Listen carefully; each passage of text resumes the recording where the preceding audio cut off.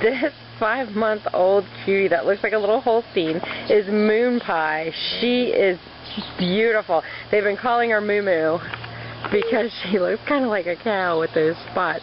8 or 9. 8 or 9 pounds. Probably going to be a tweenie. When she gets older, you can see her little spotted tummy. She just had a little surgery. That's the scar you're seeing here. Little spotted arms. She is a precious little ball of puppy exuberance. She loves to play and is going to need a home with another dog or another puppy because she is a wild and crazy girl, so she's going to need someplace to channel that energy.